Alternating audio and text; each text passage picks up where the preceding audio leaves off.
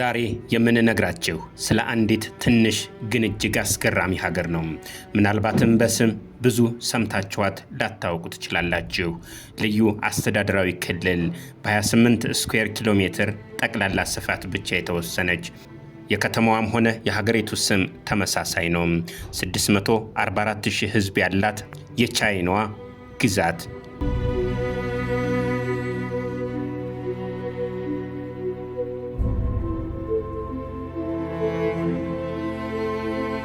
ይህች ሀገር ማካው ስትሰኝ የቻይና የግዛት አካል ነች።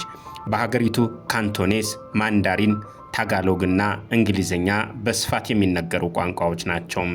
ፎክ፣ ቡድሂዝምና ክርስትና ደግሞ የዜጎቿ ዋነኛ እምነቶች ናቸው። የከተማ አስተዳደርና የቻይና አንድ ልዩ አስተዳደራዊ ክልል ተደርጋ የምትቆጠረው ማካው በደቡብ የቻይና ጠረፍ ትገኛለች። በቻይና መንግስት የራስ ገዝ አስተዳደር እንድትሆን የተደረገችው ሀገሪቱም የራሷ የመገበያያ ገንዘብ፣ የራሷ አስተዳደርና ሕግ፣ የቁማር አስተዳደርና የፋይናንስ አስተዳደር ያላት እጅግ ስልጡን ሀገር ናት። ከፍተኛ ቁማር የሚጫወቱባት ሀገር እንደመሆኗ የቻይናዋ ቬጋስ ወይም የእስያዋ ሞንቴ ካርሎስ ከመባል የደረሰች ተአምረኛ ሀገር፣ በቻይና ምናልባትም ቁማር ህጋዊ የሆነባት ራስ ገዝ ክልል እንደሆነች ይነገራል። በቁማር በሚንቀሳቀስ ከፍተኛ ገንዘብ ማካው መሪ እስከመሆን ደርሳለች። በ2023 ብቻ 22 ቢሊዮን ዶላር እንደተንቀሳቀሰ መረጃዎች ያመለክታሉ። በአንድ ስኩዌር ኪሎ ሜትር ውስጥ ከ21,000 በላይ ህዝብ የሚኖርባት እጅግ በርካታ ህዝብ ተጠጋግቶ የሚኖርባት ጠባብ ሀገር ነች ማካው። ሌላው አስገራሚ የሚያደርጋት ሀገረ ማካው በእስያ ምድር እጅግ ቀድማ በአውሮፓውያን ዘንድ ቅኝ ግዛት ስር የነበረች ስትሆን ዘግይታ ነፃ የወጣች ሀገር ሆናለች። በ1557 በፖርቹጋል ስር እንድትተዳደር ስትሆን ለመጨረሻ ጊዜ ደግሞ በ1999 ለቻይና የተመለሰች ትንሽ ሀገር ነች። አረንጓዴ በሆነው በማካው ሰንደቅ ዓላማ ላይ ያሉት ከዋክብት በቻይና ሰንደቅ ዓላማ ላይ ያሉትን የሚያመለክቱ ስለመሆናቸው ይነገራል። ሌላውና አስገራሚው መረጃ ደግሞ እንደ ዓለም ባንክ መረጃ የማካው አማካይ የዕድሜ ጣራ 85 ዓመት ነው። በዓለም ባንክ መረጃ መሰረትም በዕድሜ ጣራ ከፍተኛው ነው። በማካው አንድ እናት በአማካኝ ከሁለት ልጆች በታች ትወልዳለች። በወለድ ምጣኔም በዓለም ከዝቅተኛዎቹ ተርታ ስትሰለፍ በደረጃ ሰንጠረዥም 6ኛ ላይ ነች። ከሆንግ ኮንግ ጋር የምትዋሰን ሲሆን የሆንግ ኮንግ ዙሃይ ማካው በዓለም ረጅም የባህር ላይ ድልድይ ያላት ሲሆን መርከቦችን ማሳለፍ የሚችል በባህር ውስጥ ከ6 ኪሎ ሜትር በላይ የሚዘረጋ መስመርም ያለው ነው። በዓመት ከ28 ሚሊዮን በላይ ህዝብ የሚጎበኛት እጅግ ቅንጡዋ ሀገር ማካው ማዕከላዊ የከተማዋ ጥንታዊ ክፍል በዓለም ደረጃ በዩኔስኮ በቅርስነት የተመዘገበ ነው። የምስራቅና የምዕራቡን ዓለም ትክክለኛ ኪነ ጥበብና ኪነ ህንፃ እንደሚያሳይም ይነገራል።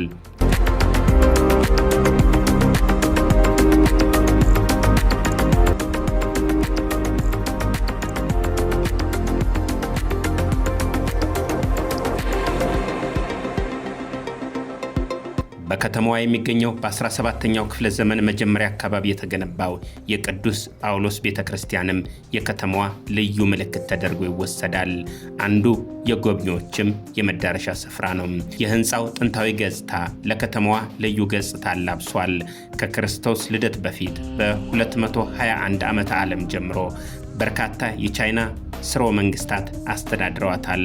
በ16ኛው ክፍለ ዘመን ደግሞ ፖርቹጋል አካባቢውን እንደተቆጣጠረች ታሪክ ያስረዳል።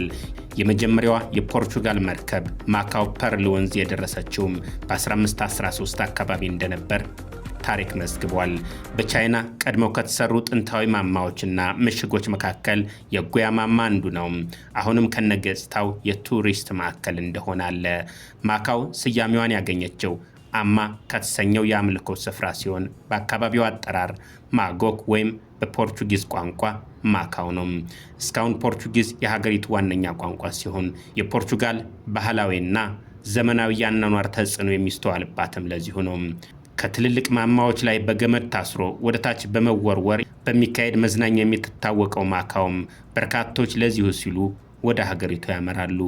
ፓትዋ የተሰኘው የማካው ቋንቋ በዩኔስኮ ሳይቀር የመጥፋት አደጋ የተጋረጠበት የተናጋሪዎቹ ቁጥርም ከ50 በታች ስለመሆኑ ከ25 ዓመታት በፊት የወጣ መረጃ ያመለክታል።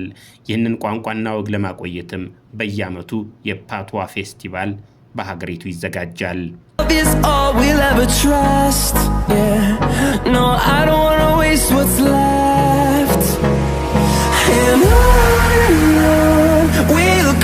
አቅጣጫ ጠፍቷችሁ ሰዎችን ብትጠይቁ የውርርድ ወይም ቁማር ቤት ትጠቆማላችሁ በምትባለው ማካው እጅግ ገንዘብ አባካኝ ተብላ ትጠራለች። የዜጎቿ የነፍስ ወከፍ ገቢ 114,000 የአሜሪካን ዶላር እንደሆነ መረጃዎች ያመለክታሉ። የሀገሪቱ አስተዳደር ለእያንዳንዱ ዜጋም እስከ 1200 ዶላር እንደሚከፍል ይነገራል። በማካው እንግዳ ከሆኑ ወተት፣ ቡና፣ ኮካ እንዲሁም ሻይ በነፃ ሊጋበዙ ይችላሉ። በሰንደቅ ዓላማዋ ላይ የተቀመጠው የሎተስ አበባ እንደ ብሔራዊ አበባ የሚቆጠር ሲሆን በሎተስ አደባባይ የተሰራው የአበባ ሐውልትም ታዋቂነትን ያተረፈ ልዩ መገለጫ ነው።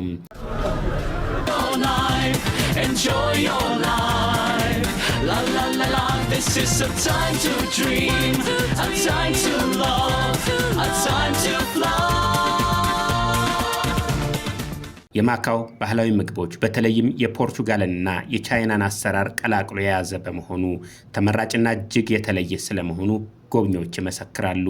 ቬኒሽያን የተሰኘው ሆቴል በሀገሪቱ ትልቁ ሆቴል ሲሆን በዓለም በሁለተኛ ደረጃ ትልቁ እንደሆነ ይነገራል።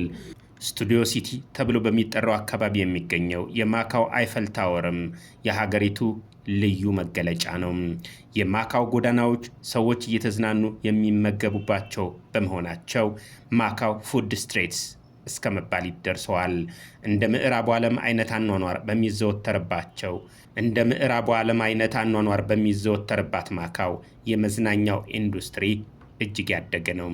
ትምህርትና ጤና የማካው መንግስት ዋነኛ ትኩረቶች ናቸው። ከጤና ቼክአፕ እስከ ቀዶ ጥገና ሕክምና መንግስት ከፍተኛ ድጎማ ያደርጋል። የማካው ዜጎች በከተማዋ ፕላስቲክ እንኳን አይጥሉም። ምክንያቱ ደግሞ ጠባቧን ሀገራቸውን በአግባቡ ለመያዝ ህዝብ ተጠጋግቶ የሚኖርባትን ሀገር ንጹህ ለማድረግ በማሰብ ነው። ትንሿ ግን ደግሞ ቅንጧ ሀገር ማካው በርካቶች ለመዝናናት የሚመርጧት እስያዊት ሀገር ነች።